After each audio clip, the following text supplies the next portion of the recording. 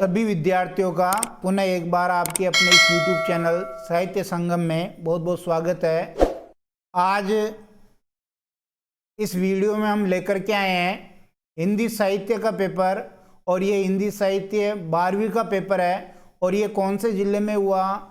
सीकर जिले में। सीकर जिले का ये पेपर है। और सबसे अच्छी बात इस पेपर की, जो 12वीं बोर्ड का 2024 में पेपर होगा और जो पाठ्यक्रम आरबीएसई ने जारी किया है, बिल्कुल इस पेपर में 100% उस पैटर्न को फॉलो किया गया है। इसलिए बहुत ही अच्छा पेपर है। बहुत सारे पेपर ऐसे आ रहे हैं जिसमें बोर्ड के पाठ्यक्रम और उसके निर्देशों को पूरी तरह से पालना नहीं की गई है, लेकिन इस पेपर का पैटर्न पूरी तरह बोर्ड के पैटर्न के अकॉर्डिंग है। इसलिए इस पेपर को आपको जरूर देखना चाहिए। अर्धवार्षिक परीक्षा 2023-24 के लिए पेपर था। खंड एम में जैसा कि हम देखते आ रहे हैं, अपठित गद्यांश से संबंधित प्रश्न पूछे गए थे। और ये अपठित गद्यांश देखिए, ये इस प्रकार का था। और इसके प्रश्न जो हैं वो देख लेते हैं। अपठित गद्यांश आप पढ़ लेना इसको। पहला प्रश्न कह रहा है कि हमारे देश को आज कैसे नागरिकों की जरूरत है। तो हमारे देश को आज यहाँ है, देखिए, हमारे देश को आज ऐसे नागरिकों की जरूरत है जो ईमानदार हैं, कर्तव्यपरायण हैं और परिश्रमी हैं। वर्तमान समाज में कौन कौन सी सामाजिक बुराइयां हैं, ये प्रश्न यहाँ आया। देखिए, आज के समाज में चोरी, रिश्वतखोरी, कपट, विश्वासघात, भ्रष्टाचार, गबन, घोटाले आदि बुराइयां हैं। फिर कह रहा, उपयुक्त गद्यांश का समुचित शीर्षक क्या हो सकता है? इस गद्यांश का शीर्षक हो सकता है विद्यार्थी और युवा। विद्यार्थी और युवा या जागरूक युवा पीढ़ी हो सकती है, या सद्नागरिक हो सकते हैं। कोई भी आप लिख सकते हैं इसमें। संधि शब्द का विलोम शब्द बताइए। संधि का विलोम होता है विच्छेद, यानी संधि का मतलब जोड़ना और विच्छेद का मतलब अलग करना। देश व समाज का कर्णधार कौन होगा? तो देश और समाज का कर्णधार जो है विद्यार्थी होगा, क्योंकि भविष्य में ही वो राष्ट्र का नागरिक बनेगा।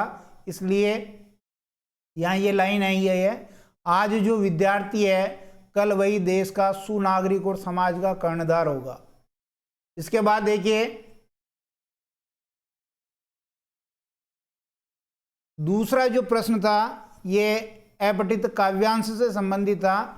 और अपठित काव्यांश में ये प्रश्न पूछे थे। पहले अपठित काव्यांश देख लीजिए कि विचार लो कि मरते हो न मृत्यु से डरो कभी, मरो परंतु यो मरो की याद जो करे सभी, हुई न यो सुमृत्यु को वृथा मरे वृथा जिए, मरा नहीं वही की जो जिया न आपके लिए, यही पशु प्रवृत्ति है जो आप ही चरे, वही मनुष्य है जो मनुष्य के लिए मरे, उसी उदार की कथा सरस्वती वखानती, उसी उदार से धरा कृतार्थ भाव मानती, उसी उदार की सदा सजीव कीर्ति कूंजती, तथा उसी उदार को समस्त सृष्टि पूजती, अखंड आत्मभाव जो असीम विश्व में भरे, वही मनुष्य है कि जो मनुष्य के लिए मरे। तो इसमें सबसे पहले देखिए, इस काव्यांश का उचित शीर्षक लिखना है। तो यहाँ सच्चे मनुष्य की पहचान, सच्चे मनुष्य की पहचान,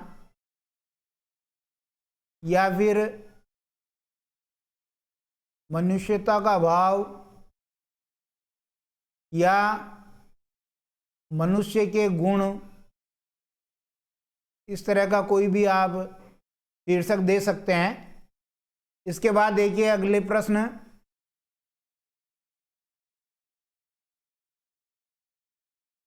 ये ब वाला पूछा था। इसमें कृतज्ञ का विलोम शब्द क्या होगा? कृतज्ञ का विलोम शब्द होगा कृतज्ञ। कृतज्ञ कहते हैं किए हुए उपकार को मानने वाला, और कृतज्ञ कहते हैं जो उपकार को नहीं मानता। वृथा शब्द का अर्थ, वृथा का मतलब बेकार, वृथा यानी बेकार।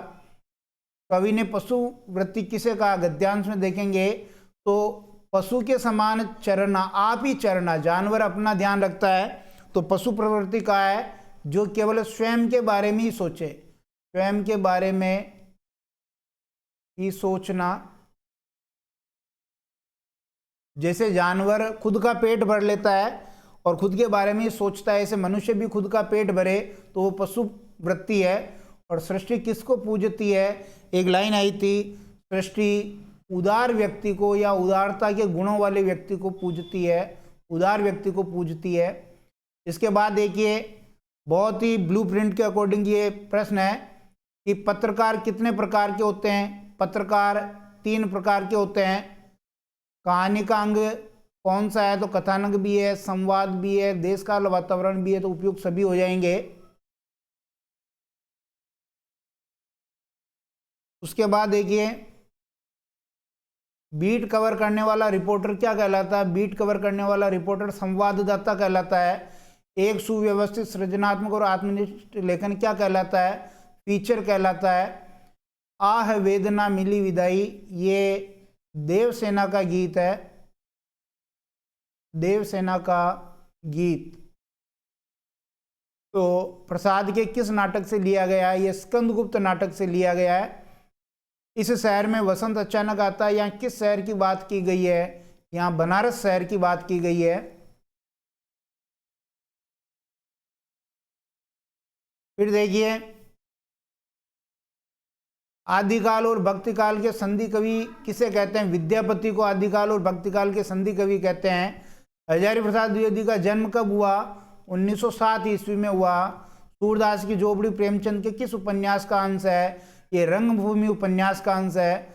और बिस्कोर की माटी पाट में किस गांव का चित्रण किया गया है? नंगा तलाई के गांव का चित्रण किया गया है। जहां कोई वापसी नहीं, वहां पर ये सिंगरौली और अमजर गांव आया था। फिर आगे देखिए,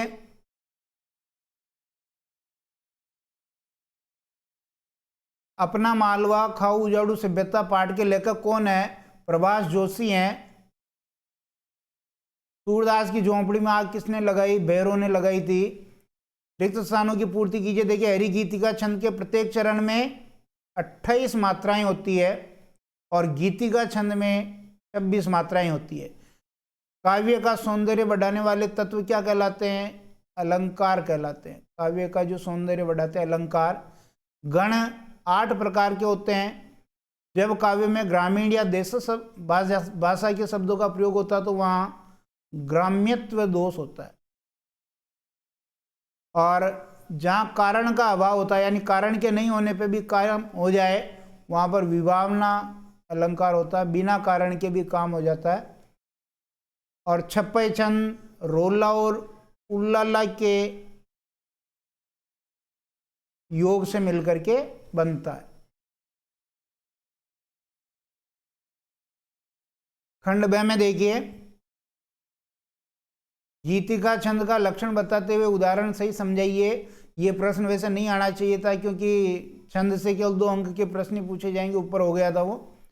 अन्योक्त अलंकार की परिभाषा उदाहरण लिखिए। अप्रस्तुत के वर्णन से प्रस्तुत का बोध। अप्रस्तुत के वर्णन से प्रस्तुत का बोध। समाचार लेखन के कितने ककार होते हैं? 6 ककार होते हैं, इनको समझाना है। उल्टा पिरामिड शैली को समझाइए। ये उल्टा पिरामिड शैली ऐसे होती है, 3 भाग होते हैं इसके, इंट्रो, बॉडी, समापन। मुख्य समाचार का मुख्य भाग इंट्रो में आ जाता है। खाली कटोरों में वसंत का उतरना, ये बनारस कविता से भिखारियों को भीख मांगने मिलने लग जाती है। संवदिया क्या है, क्या विशेषता ये है? संवाद ले जाने वाला। ये फणीश्वरनाथ रेणु की संवदिया कहानी से, जिसमें हर गोविंद संवदिया आया है, बड़ी बहू का संवाद ले जाता है। रही चकी चित्र लिखी सी पंक्ति का भाव स्पष्ट कीजिए। जो राम की माँ है कौशल्या, उस कौशल्या की विरह वेदना का वर्णन है। यहाँ एक पुत्र के वियोग में जो उसको दुख हो रहा है का वर्णन है।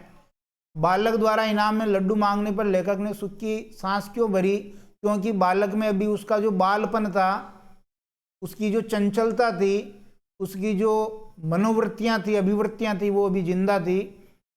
चार हाथ लघु कथा के माध्यम से लेखक हमें क्या संदेश देना चाहता है, किस प्रकार मजदूरों का शोषण हो रहा है, ये बताने की कोशिश की है। शोषण की कथा है ये। मालव धरती गहन गंभीर, डग डग रोटी पग पग नीर। मालवा किस प्रकार धन धान्य से परिपूर्ण होता था और जगह जगह नदी नाले थे, उसका वर्णन किया है। सूरदास धन इकट्ठा करके कौन कौन सी कामना पूरी करना चाहता था, कुआं खुदवाना चाहता था, मिठुआ का ब्याह करवाना चाहता था, इस प्रकार की उसकी मनोकामनाएं थी। अपने पूर्वजों का पिंडदान करना चाहता था। यह दीप अकेला में, इसको भी पंक्ति को दे दो, क्या अभिप्राय है, व्यक्ति को समाज से जोड़ देना। फिर देखिए सिंगरौली किस कारण से बैकुंठ और काला पानी माना जाता है। सिंगरौली अपनी प्राकृतिक समृद्धता, यानी प्रकृति का वहाँ खजाना था, उससे तो वो वैकुंठ है। और ये जो देश शहर है, शहर से उसका जो शहर से दूर, शहर से अलग थलग था काला पानी। औद्योगिकीकरण ने पर्यावरण का संकट पैदा कर दिया, क्यों और कैसे। जयशंकर प्रसाद या तुलसीदास जी में से किसी एक का साहित्यिक परिचय लिखना है। और ये व्याख्या देखिए चौधरी साहब ने, तो ये आपकी व्याख्या आ गई प्रेमगन की छाया स्मृति।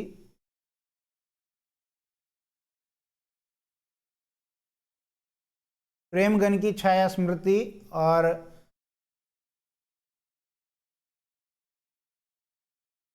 ये जो पाठ लिखा है, ये लिखा आपके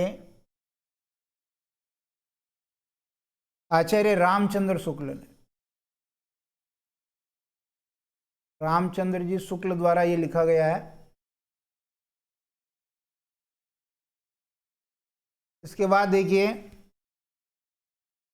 ये व्याख्या, जहां कोई वापसी नहीं, विस्थापन के दर्द से जूझते हुए लोगों का वर्णन है। निर्मल वर्मा का ये यात्रा वृत्तांत है। फिर छिटका जीवन हरियाली पर, ये जयशंकर प्रसाद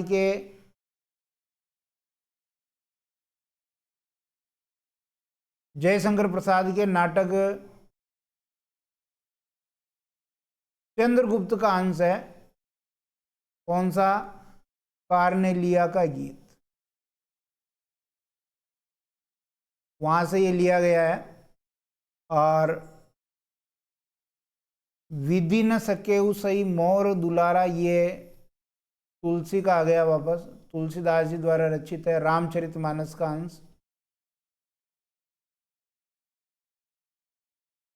और ये चार निबंध हैं। लोकतंत्र में मतदान का महत्व, मोबाइल फोन, युवाओं में बढ़ती नशाखोरी और जलवायु परिवर्तन, इनमें से किसी एक पर निबंध लिखना है।